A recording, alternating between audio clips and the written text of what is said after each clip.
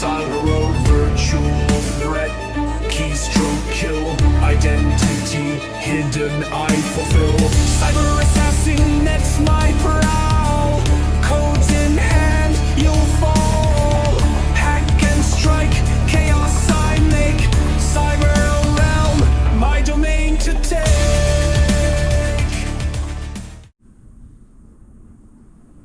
I had a very powerful realization today about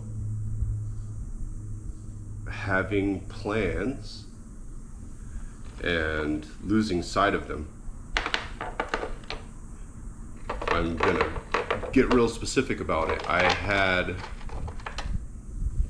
at this point, about 7 years ago, made a plan. I made a very solid plan. It was a really good plan. And I fully intended to follow through with this plan.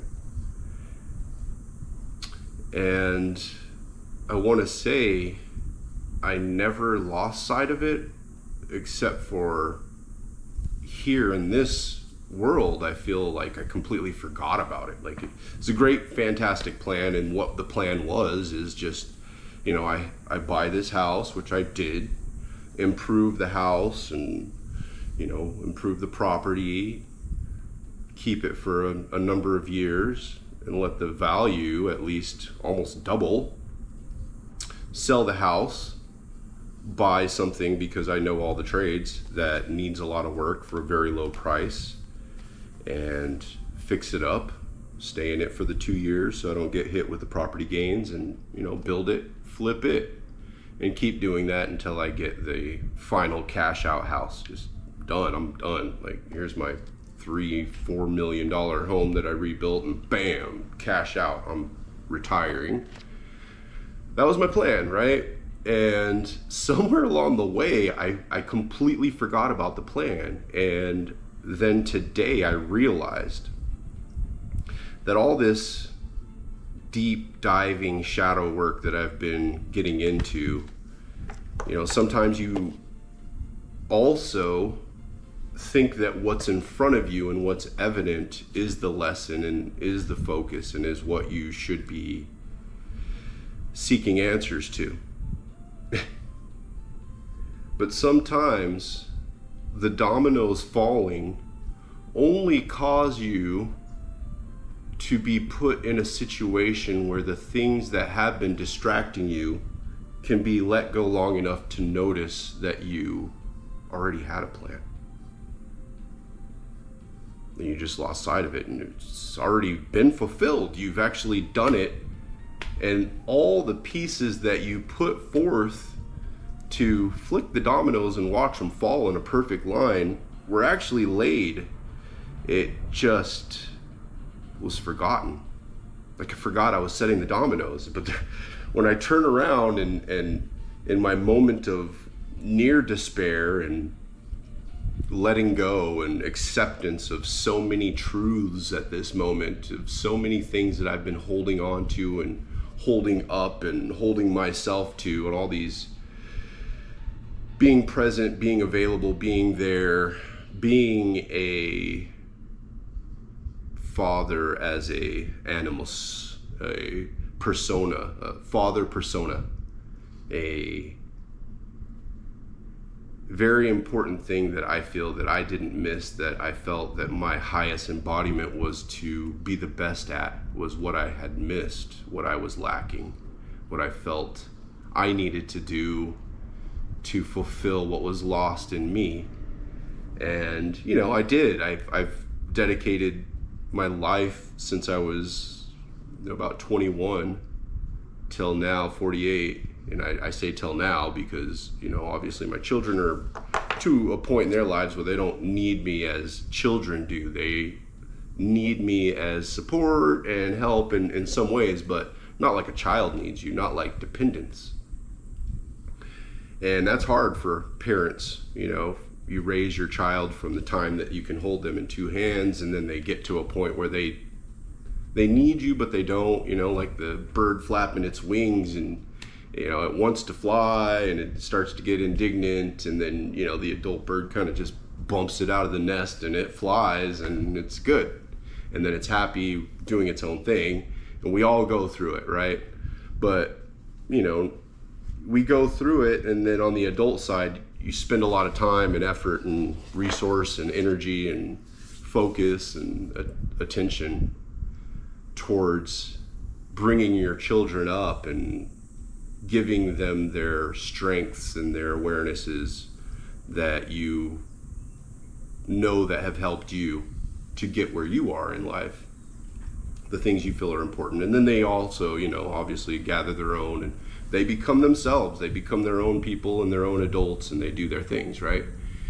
And I had made a plan when I got this house that, once my daughter was graduating and her life was starting to go in her own adult way, that I would be, wrapping things up in this house and prepping it for sale, and use that money to start this flip process that gets me to where I'm headed. And I completely forgot about that plan. But then I had some dark awakenings within my consciousness about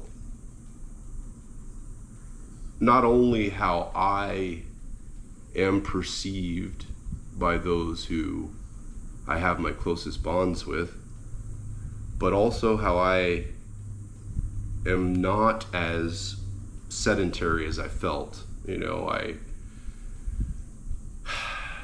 As a human, am evolving past my fatherly phase and getting into a phase, I believe, where I feel like I'm gonna be my gypsy true, self, that before I jumped into all of my responsibilities and self-sacrifice and devotion and, basically single-mindedness towards long-term goal of just, you got 18 years in and raising a child. I took that in from moment one and never flinched an eye.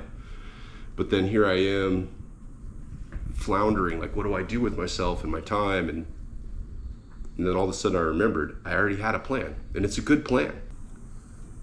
So it's time to initiate the good plan. I mean, I have only awakened to this because today my 18-year-old didn't show up this morning.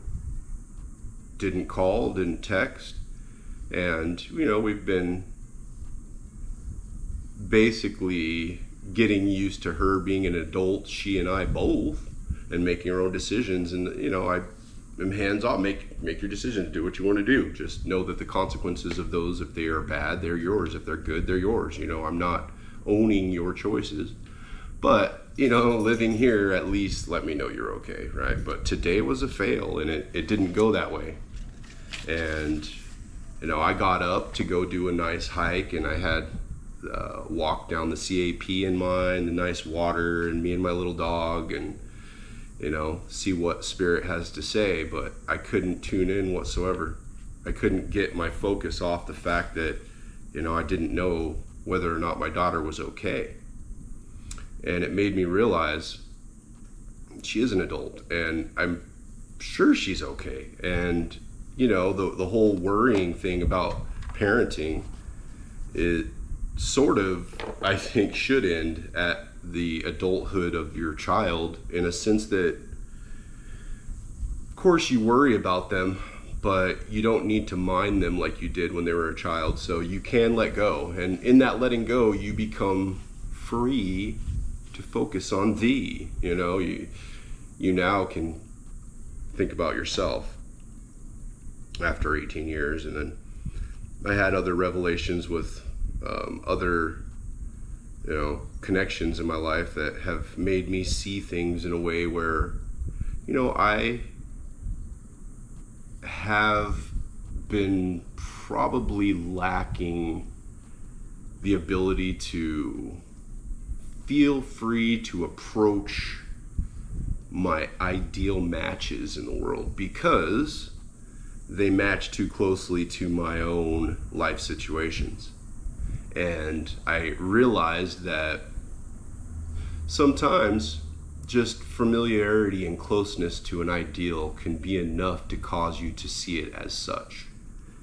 And it may not even be true, but things that can be skewed will be skewed. We do project our ideologies, our perfect ideas onto people. And sometimes when something comes close and it seems to be a certain way, you can let other things slide just to hopefully let it be. And I definitely am someone to leap before they look sometimes into these things, because I just get it over with is my mentality. Just get it over with. Rip the Band-Aid off, say what needs to be said. Do it. If there's a problem, confront it immediately. Just squash it so you can get back to, baseline, everything's good, and just live and be happy. Right? So I try to stay right there most of the time. And, between problems with my, one of my daughter's moms, and also issues with my relationships with my older daughter and then my 18-year-old, they all kind of converged around the 4th of July. I had a conversation with my mother as well that revealed things about myself and my youth that also, bring about a release in me to accept a part of myself that is probably reactive due to PTSD type response, right? And you're always seeking comfort, and a lot of that is not being alone, and you want partnership, and you seek that comfort of being loved and being comforted. But if you have a conflict of when love bites back and hurts you, then you're in a real paradoxical spot where what you want burns you, so you're scared to even go after what you want. And I'm in this situation where I raised older kids and I've got my younger kids, so I'm out in the public and I've got 30 something females that are probably a good match, 40s, 30s, and I won't let that conversation happen because I have a daughter their age, and I don't want to have any sort of crossover of emotions there, so I keep the two apart. I've come to a point where I realized finally, I can't live like that.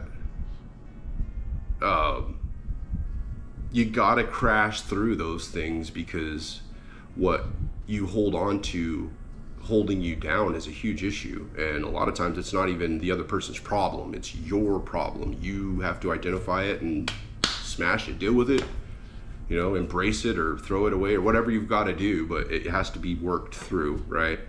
So in confronting those, I realized that the first time that ever occurred to me was, I'm gonna just tell the crazy story, right? So in my 30s, my first daughter's mom, I dated a lot of dancers, exotic dancers and stuff, and partying a lot and having fun all the time being a priority, and that seems fun to them and it's fun to you, so you click, and then you get a kind of into the crowd. So let me just go all the way to the point where it turned into a situation where we sort of started dating dancers together, whatever. So it turned into sometimes I'd wake up and my girl would come home and bring another girl, and I'd wake up and we'd have fun, and it was cool in the way that a man would think it is to say it, and to say I have done that, I think is an ideology that men strive for. Something like, oh, the menage a trois, it's so sought after and cool. It's not, it's weird. It's actually very strange, because you want to cater to one more than the other, and there's a competition between them, and it's all games. It's all fake. It can't possibly be real in this situation. It's excess, and it's just not okay, right? But I say this whole stupid story because, it had happened, and, there's a younger girl who's like 19, and my girlfriend, baby's mom, is like 26, and then me, I'm like fucking 30. And, wake up, fun, go to sleep, wake up, and then we end up spending like 3 days together, and we just ran around. And then we had gone to my son's, stopped through real quick, and my middle daughter was there. She was 19 at the time, and pulled up, and damned if the girl in the back seat didn't start squealing when she saw my daughter. I was like, oh no. And they jumped out and started hugging, and they had this long talk. I was like, oh my God, you know each other? Like, oh. And that moment bridged in my mind to all moments in a way, and in an unhealthy way blocked me from being able to associate anyone in that age group to a match for me, because I associated all females in that age group, especially if they're attractive, to my older daughter. And I hadn't realized that. I hadn't realized I'd been blocking myself. I became cognizant of it because, I can talk to people and have very open conversations, but then as soon as I see a desire, I start running it through all the filters of, is this okay? Like, is this going to cause a problem in a conflict of bridging emotions here and there? And this, I killed that today. I really did. I've been going over this for a couple weeks now, or since the 4th anyways, week and a half. And I've come to the realization that I had a good plan, and I lost sight of it due to being in the weeds, being in the forest. I can't see the forest anymore because I was so delved deeply into the trees. All these stupid little things. So I've kind of come to a point where, let the pieces fall where they may. Tell everybody exactly what's going on, all the inner things. Let the pieces fall where they may.